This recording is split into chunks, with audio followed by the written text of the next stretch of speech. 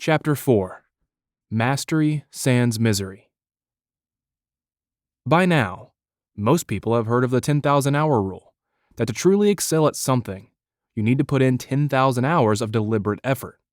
Besides how good you actually need to get at specific skills to enjoy using them, this myth has been debunked by now.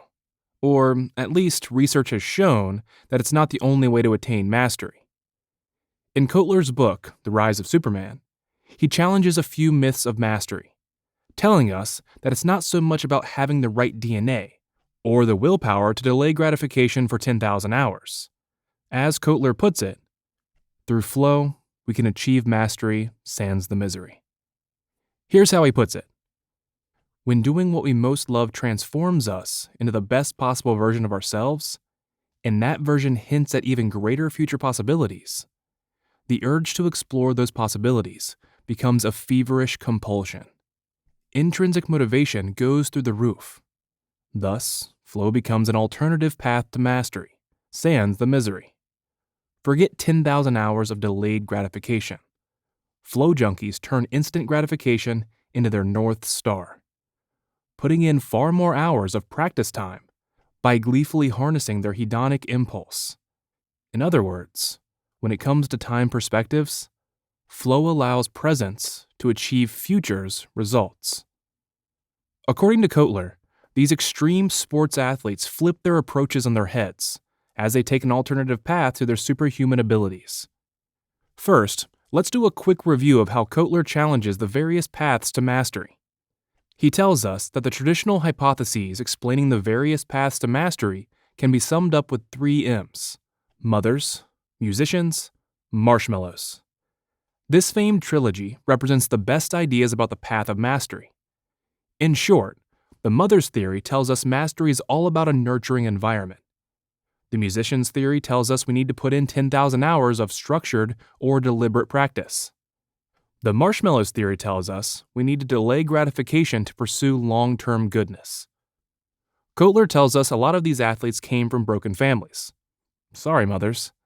Didn't have the deliberate, well-structured practice at the heart of the 10,000-hour hypothesis. Sorry, musicians. And were the kind of impulsive kids who definitely would have snatched that one marshmallow rather than wait for 2. Sorry, marshmallow. They did have an absolute love of what they did, and their feeling when they entered flow. So, that's the first half of his alternative theory for attaining mastery. Now, for the second. Presence versus futures. Kotler tells us that there are 2 main types of people when it comes to time orientation: presents and futures. Presents are the people who want it all now. They're the ones who snatch the one marshmallow for immediate gratification. They tend to be impulsive, and they have a tough time with long-range planning. On the other hand, futures are the people who can delay gratification. They can make long-range plans and commit to mastery. But because they're so future-oriented, they tend to burn themselves out by not enjoying the process. Enter the power of flow to help both of these orientations. After 3 decades of research, Kotler found that the healthiest, happiest, highest performers blend the best of both worlds. The optimal time perspective combines the energy, joy, and openness of presence with the strength, fortitude, and long-term vision of futures. Once the sensation seekers jump on the flow path, they don't need to delay gratification to achieve success.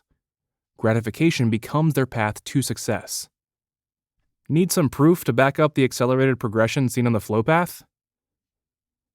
Case Study 2. The Impossible in Skateboarding. The impossible in question occurred during the final round of skateboarding's best trick competition. Tony Hawk was squaring off against Bob Burnquist, Buck Lasik, Colin McKay, and Andy McDonald. In his first run, Hawk landed a 720, meaning he rode up the ramp backward, launched into the air, spun around twice, then flipped his board 180 degrees, landing forward with his board now facing backward. It was a hell of a trick, perhaps not enough to win. Everyone was throwing down hard that night. But all Hawk had prepared. The fact that he nailed it on his first run left him 15 minutes of the contest to try whatever the hell he wanted. And what he wanted was the 900. The 900 was the great impossible of skate. 2.5 rotations. It requires massive amplitude and dizzying commitment. The landings mostly blind. The falls, terrifying. Hawk had been chasing the trick for 13 painful years. Never had he pulled one off, nor had anyone else, though Danny Way came exceptionally close in 1989. And honestly, at the X Games, Hawk didn't think he would break that losing streak. But with the crowd all amped up, his original intention was to just put on a show. It was a show, all right. Hawk missed on his first attempt, but something was different. The spin felt more solid than ever before, and he made a decision. Either he nailed the trick, or ended the night in the hospital. Everything blanked out except the 9. Hawk later wrote in his autobiography, Occupation Skateboarder. Hawk finally nailed the 900. The crowd went nuts. The real world as well. Major papers ran headlines featuring Hawk's name. Every skater on the planet heard the news.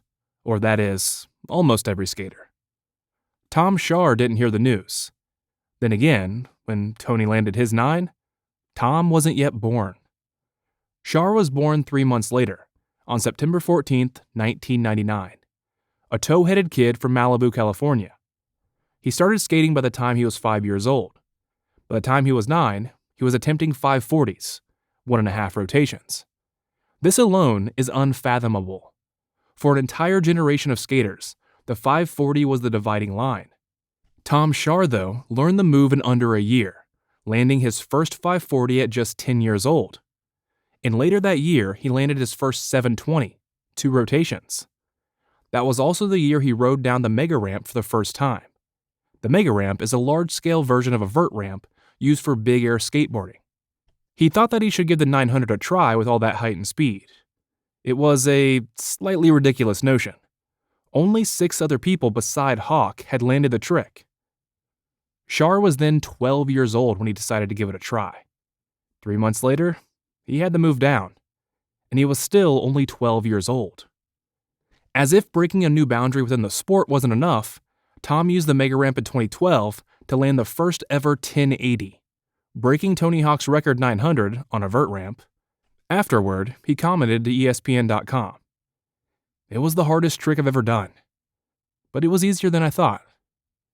And this is not where the story ends. In 2019, Mitchie Brusco became the first person to land a 1260, 3 full and 1/2 rotation.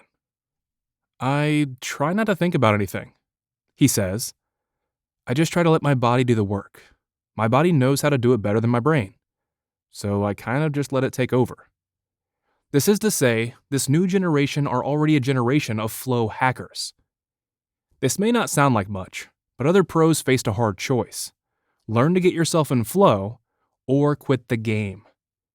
Many athletes didn't experiment with the mental game until later in their careers, usually only after being forced in that direction by injury. These young athletes dreamed up the impossible, then used flow to pull that vision out of their subconscious and into material existence. What is it that makes the impossible possible for the next generation of flow hackers? 2 things here. The first concern, their lack of fear.